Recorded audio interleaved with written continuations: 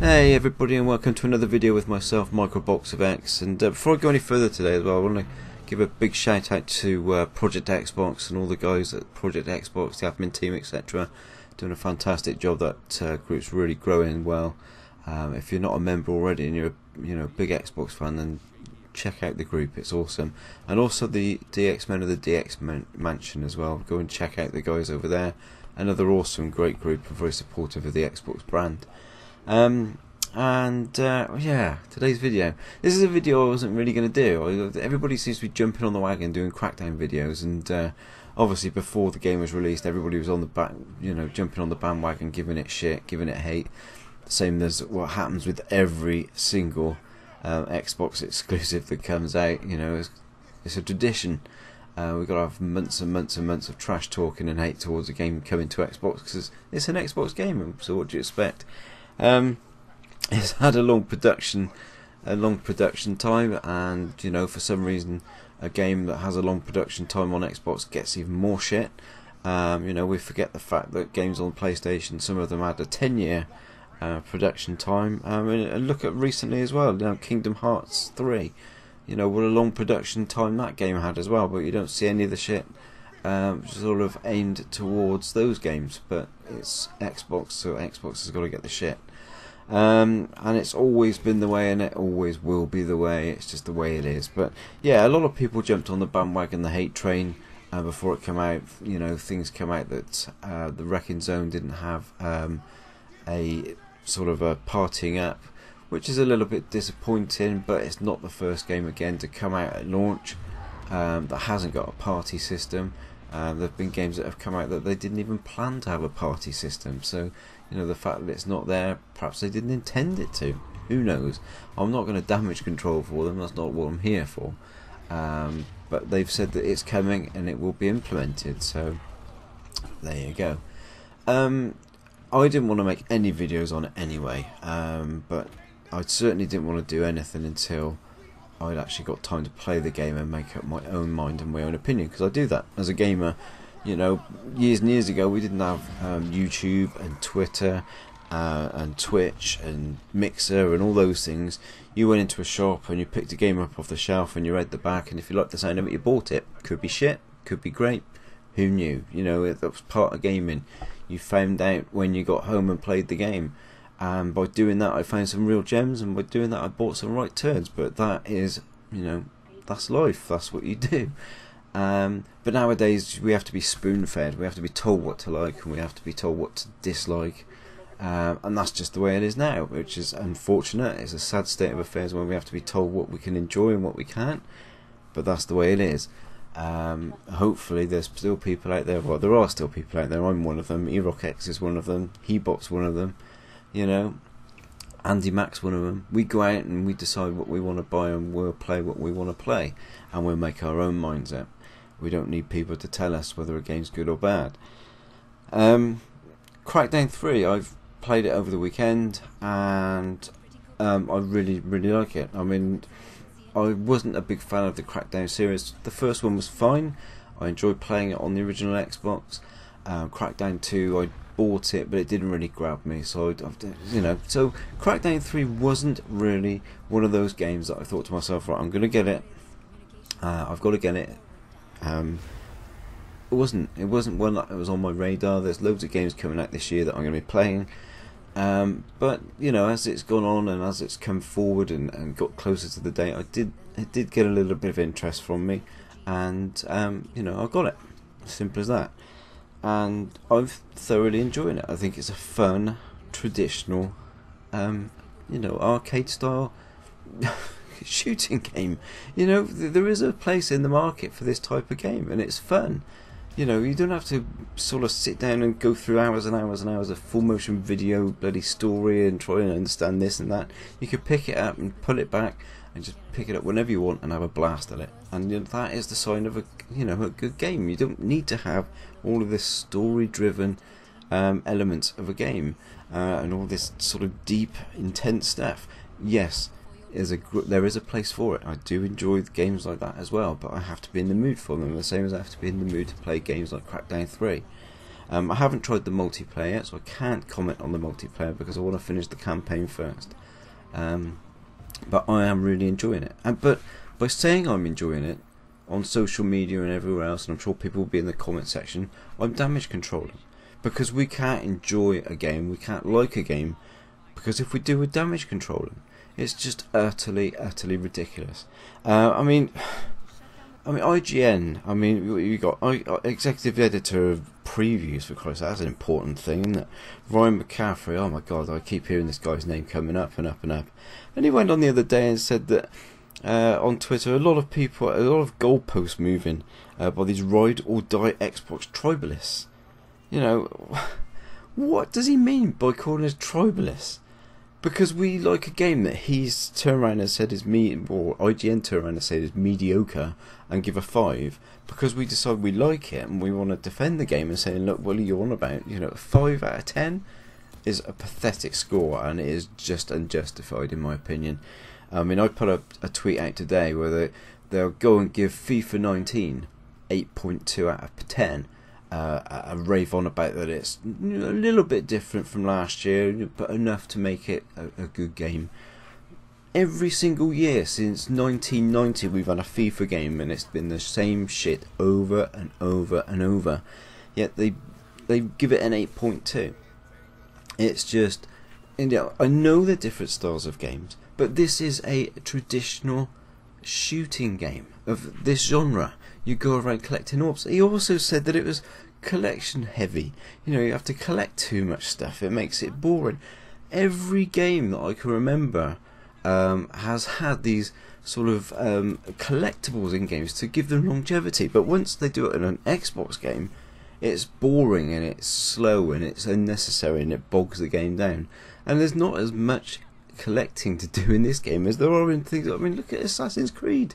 You can finish that game in 20 hours or so, and you can spend another 60, 70, 80 hours doing all the collectibles and collecting all the other little bits and pieces. And it's not just Assassin's Creed, there's loads and loads and loads of games like that.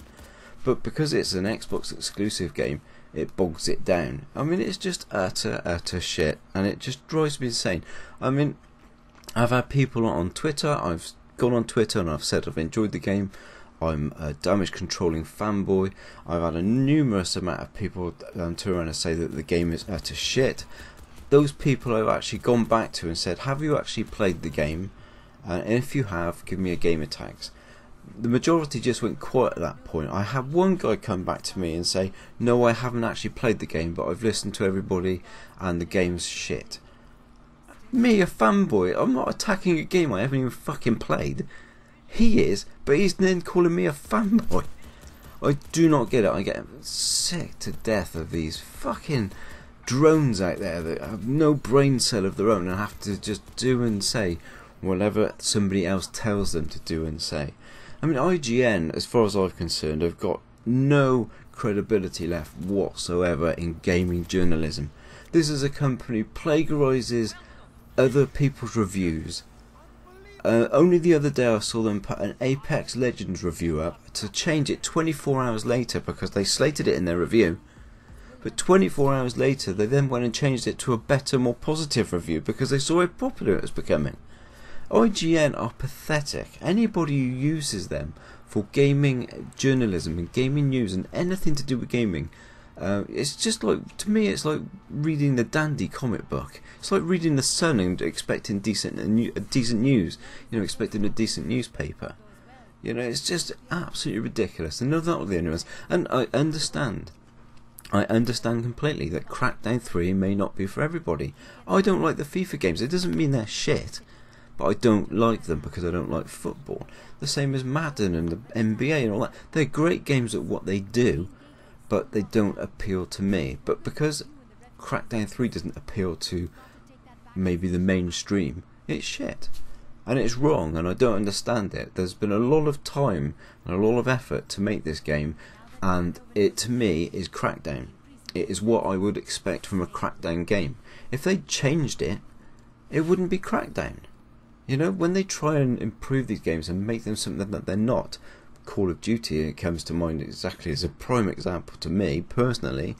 You know, they've made so many changes, it's not Call of Duty anymore. If they changed the dynamics and the way that you know, Crackdown plays, looks, everything, it wouldn't be Crackdown. It just wouldn't be Crackdown. And people have gone on about the graphical style. That's the Crackdown graphical style. You cannot change it. If they were to make a new Jet Set Radio now and they used, you know, realistic graphics, it wouldn't be Jet Set Radio. You expect a cel shaded kind of style. And Crackdown 3 is a sort of a cartoony looking game. If it's such a bad thing, why is it all the games do so well on the Switch? You know, because you could say those graphics are sort of very cartoony and very childish-like, but those games get a pat on the back and they're said to be amazing. Not to me. Not to me, but because it's an Xbox exclusive, we've got to trash it, we've got to attack it. And because there's 80-odd million PlayStation fans out there, people at IGN have got to play to them because they know that's the biggest fan base they've got out there. They know that they're going to get more clicks by putting a crap title on an Xbox game and giving it a shit review than if they give it a positive review, because they know all the fanboys are going to get on there and give it some hate. And it's just a sad state of affairs where gaming journalism now isn't about informing us. It isn't about being a gaming unbiased, you know, news centre for everybody. It's all about how can you generate and how can you get the most clicks on your website to beat the other journalist websites. And IGN have shown their hand at this many times. It's disgraceful, it really is, and I think it's a sorry state. And Erock put a great video up earlier, and I'll put a link down below as well. Go and check Erock's video game, because I think he's got a lot of great points in that video as well. As I said earlier, I didn't want to do this video. I wanted to stay well clear of Crackdown 3, but all the stuff that I've seen over the last 5 or 6 days is just got my back up, and I wanted to get my point out there. Crackdown 3 is a great game if you enjoyed the Crackdown series. If you didn't, give it a bash on the Game Pass. I think you'll really enjoy it. Give it a chance, play it, and see what you think. And stop listening to all of this hate and negativity that's going all over Twitter and Facebook and on YouTube from these people that 9 times out of 10 haven't even played the fucking game. How can you comment and make comment about a game being good or bad if you haven't even played it? You know, it is just ridiculous. And I know Xbox fans have been just as guilty of this in the past with things like 1886, was it? Or the, you know, it comes from both sides, but recently everything has been on the Xbox side. But don't get me wrong, you know, Crackdown 3 isn't a perfect game. It's got its flaws. I'm not particularly keen on the driving part of the game. I feel that the cars haven't got much weight to them and it doesn't feel like you're driving. But to me, Crackdown 3 is all about running and jumping and climbing over bloody buildings. I don't want to be driving around in cars. So I think the cars are, you know, they do let the side down. They do let the game down. They could have been much better. But other than that, I really love the game. And the game to me is all about exploring, jumping up the buildings and finding the orbs and powering yourself up and just having a good crack with it. You know, so the fact that the vehicles aren't great, it's neither here nor there. It doesn't detract from me. I mean, the first driving around in the GTA games wasn't the best, but I still loved the game. So, anyway, there you go. That's all I've got for you. I just wanted to get that out there because I'm just fed up of seeing all this negativity and trolling and hating by people who've not even played a game that they're hating and trolling on, and it's just ridiculous. I'm sure we'll be discussing this at great length as well on the micropod at the weekend.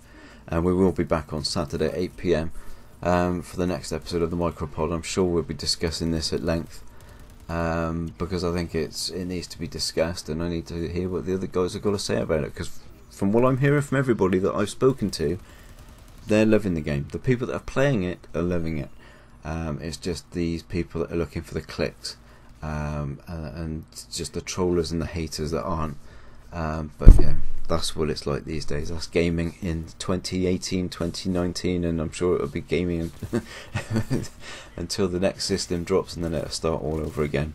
Anyway, I've whittled on enough. Thanks for listening. Please remember to hit the like button, hit the bell icon to make sure you get notified of new videos. If you've just visited the channel, make sure you hit the subscribe button if you like what you hear. And I'll see you on Saturday evening, 8 PM for the micropod. Take care, guys. Bye bye.